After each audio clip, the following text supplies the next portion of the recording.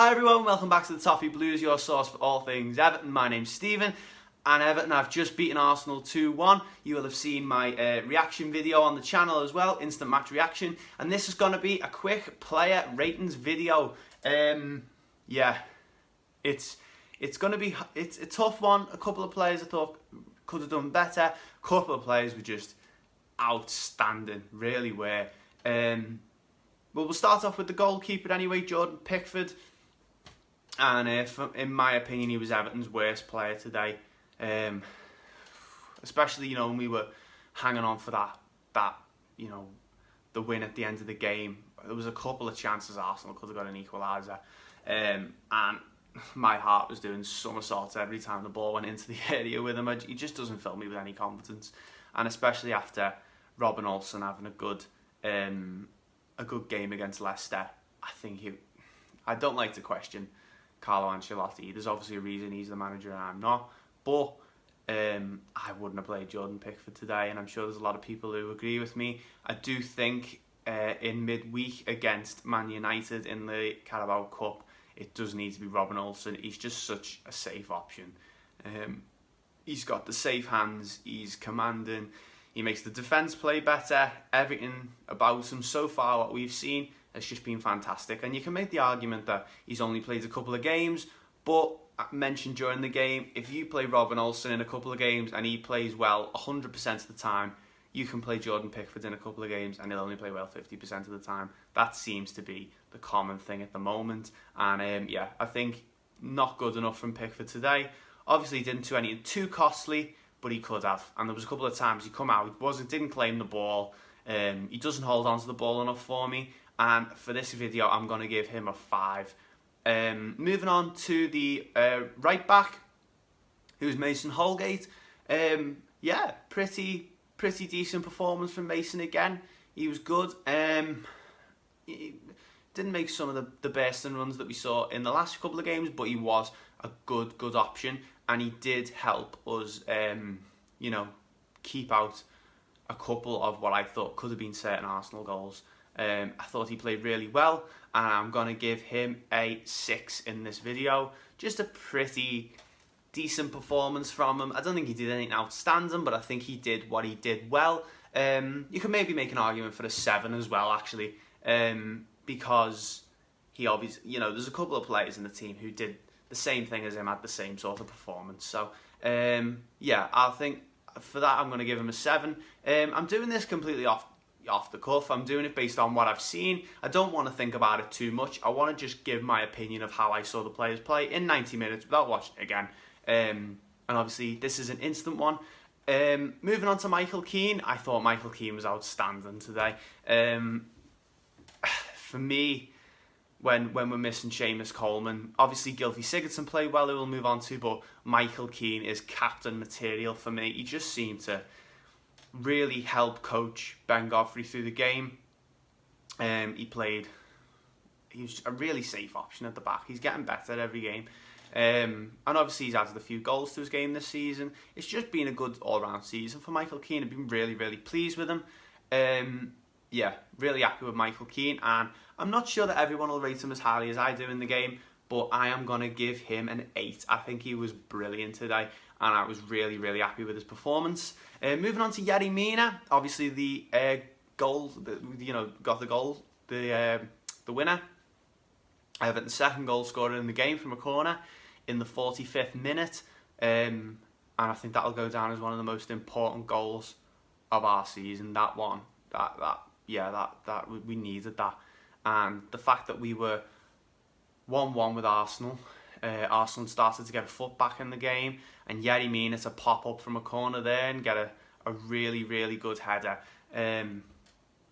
But a lot of people on Twitter were saying that he didn't do everything right. There was a couple of times he didn't look too commanding. I don't think he was good as Michael Keane, and I would usually give him a 6, but due to his goal, I think I'm going to bump that up to a 7 just because of how important it was. Moving on to who I believe was the man of the match today, and that is Ben Godfrey. Just an outstanding player, and he'll get a lot of praise, and he deserves it. He's been fantastic, especially the fact that he's playing out of position. To see him play that well, especially going into the last 10 minutes. He won a couple of fouls and he won some time. He just is a really good player, and he plays like a way more experienced player than what he is. And I was just so pleased with him. I thought he was brilliant. And yeah, Ben Godfrey, I'm going to give a 9 today. For me, he was the man of the match in a massive win. I don't think you can argue with that. I think he was a 9 out of 10. I think the only thing he could have done better was score a goal or assist a goal. That's the only thing he could have done better for me. And then moving on to, I'm going to go to Richarlison next. I thought Richarlison played okay in the game. Not one of his best games in an Everton shirt. He looked a bit wound up again. We know he has some problems with his not his attitude. He sometimes loses his head. You can tell that he obviously demands a lot of himself, and he wants to be the best player he can. And he does allow himself to get a bit wound up at times. I thought today was one of those days. He seemed to have the beating of Maitland-Niles from minute 1, so he played all right, but a lot of the stuff he didn't quite come off, and I thought he had a bit of an off day today. I thought he was good. Then moving on to Tom Davies, who was in there in place of Alan today, and I thought he played really well. Best I've seen Tom Davies play in a while. I thought he was really good. Yeah, he looked like the old Tom Davies during that first half. He quietened down a little bit after Arsenal's goal. I thought in the first half an hour he was unbelievable. He was making great runs. He looked fast on the ball. He was good at passing. His passing was good. He was getting us out of tough situations on the edge of our box. And I thought he played really well today. I was really happy with him, and it was obvious that we went into the game with a plan for Tom Davies, and Tom stuck to that plan perfectly. And I thought he was just an all-around pretty consistent player throughout the game. And I think he dropped quite deep at times, like Alan does. And we used to seeing him more as a box-to-box midfielder, but seeing him play quite deep today, I think he played really well and can't argue with it. I'm going to give him a 7. Moving on to Abdoulaye Doucouré, who I thought was brilliant again today. I mentioned in the preview about how he's got to sort of play 2 roles now that Alan's injured, and he was everywhere, especially in the first half. Everton's obviously shone in the first half and defended most of the second half, but Abdoulaye Doucouré I thought was brilliant today. More of what we saw against Leicester. He obviously was given man of the match in that game. And yeah, more of the same from him. He was just Mr. Consistent again. Good at defending, good with the ball at his feet. Created a couple of chances for Everton, and I thought he was one of our better players on the pitch today. So I'm going to give him an 8. Moving on to Alex Iwobi, obviously playing against his former club today. He had a couple of chances to get a goal, and I thought he was brilliant again. I think he's getting better every single game. I think on the right wing, he's definitely, I think he's our best option at the moment on the right wing. And I think even when James Rodriguez comes back into the team, Iwobi has to stay on the right wing and maybe play James in the midfield.